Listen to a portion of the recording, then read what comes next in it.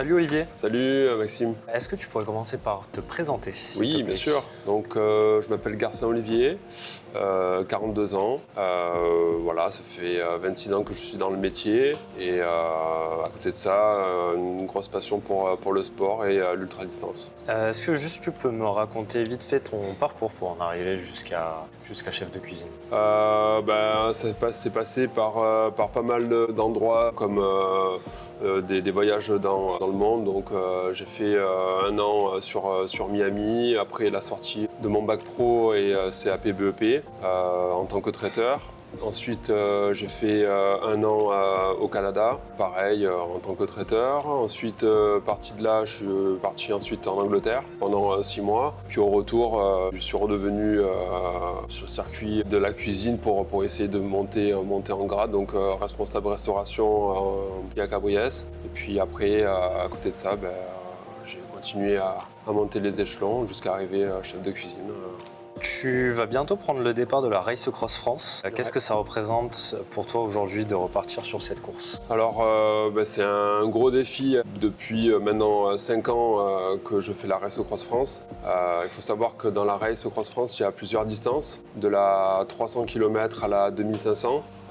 J'ai commencé il y a 4 ans avec la 500 km pour commencer. Ça s'est très bien passé. Et suite à ça, j'ai changé les distances jusqu'à cette année avec la 300 km. Tu nous as parlé de tes précédentes expériences. Tu avais tenté la version longue de 2500 km il y a quelques années. Moi, je voulais savoir qu'est-ce que ça t'a appris un peu cette expérience. Alors, 2500 km, ça s'est fait un peu sur un coup de tête. Il y a des amis qui m'ont envoyé un message en disant l'année prochaine, on part sur la 2500, est-ce que ça te tente?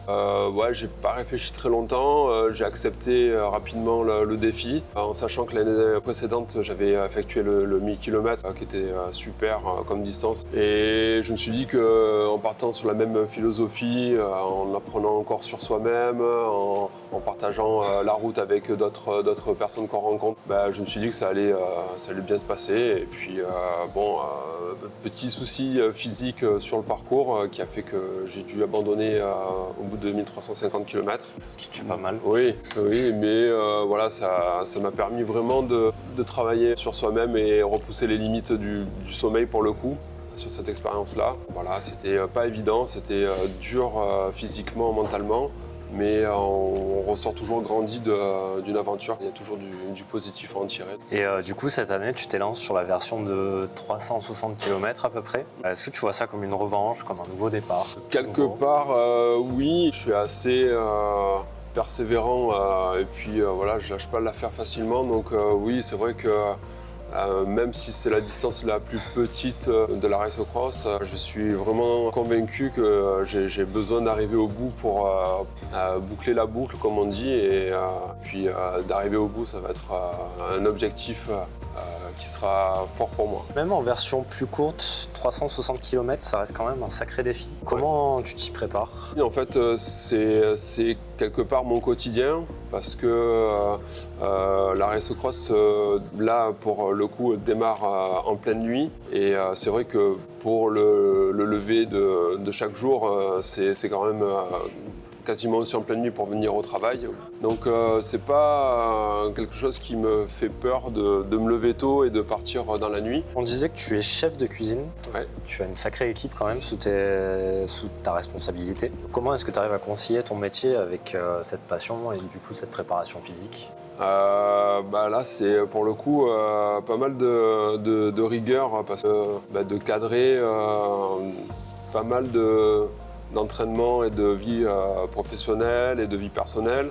Donc il faut vraiment que ce que j'ai en tête se déroule sans trop d'anicroche. Je fais tout mon possible pour que je puisse conjuguer vie professionnelle et vie personnelle et sportive, pour que je me laisse du temps pour ma famille, me laisse du temps aussi pour le sport. Cette année, tu as sollicité Sodexo pour qu'on te sponsorise.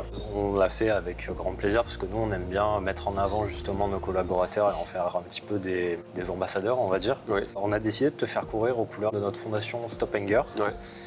Est-ce que ça te motive plus? Est-ce que ça te donne un élan de motivation? Ouais, pour moi, c'est une première de participer en tant qu'ambassadeur pour une association. Donc ça me met encore plus le boost pour y arriver. C'est quelque chose d'encourageant. Donc oui, c'est vraiment quelque chose de supplémentaire qui me donne envie de porter le maillot encore plus loin et d'y arriver. Et cette fois-ci, je vais pas abandonner. On espère. Et en plus, on a ouvert une cagnotte, justement, qui sera reversée à la fondation. Donc on va lutter encore un peu plus contre la faim dans le monde et c'est super. Génial. Et je rebondis du coup là-dessus, combattre la faim dans le monde, c'est quand même un engagement très fort. Qu'est-ce que ça t'inspire un peu personnellement? Je me dis que en travaillant justement dans un milieu de restauration et où on fait manger énormément de gens tous les jours et toute l'année, de pouvoir participer à mon échelle à quelque chose qui est compliqué aussi à faire valoir dans le monde, oui, c'est quelque chose de... C'est un fort avantage de pouvoir essayer de lutter contre la faim dans le monde. Donc c'est quelque chose qui me tient à cœur et ça fait plaisir d'y participer. Et puis si je pouvais faire plus de kilomètres pour donner plus, je l'aurais fait volontiers. Si tu avais un message à faire passer à tes collègues, à tes proches, aux jeunes peut-être qui vont regarder cette vidéo. Je leur dis en tout cas, si vous avez un objectif dans votre tête et dans votre vie, ou que ce soit proche ou plus loin, de s'accrocher à ses rêves et de ne pas lâcher quoi qu'il arrive. Si on a des obstacles sur la route, il faut essayer de les surmonter et on sort toujours grandi des expériences qu'on passe. Je vais te poser une dernière question, après je te laisse vaquer à tes occupations de chef. Si tu devais résumer en une phrase pourquoi tu fais cette course, ce serait? Ça serait le partage que l'on fait sur la course, sur l'ensemble de la course, le partage et les rencontres. Voilà, ça c'est essentiel pour moi. Eh ben écoute, merci beaucoup. Merci beaucoup Maxime. Allez, et bon courage pour la course. C'est gentil, merci beaucoup. Allez, merci. Salut. Salut.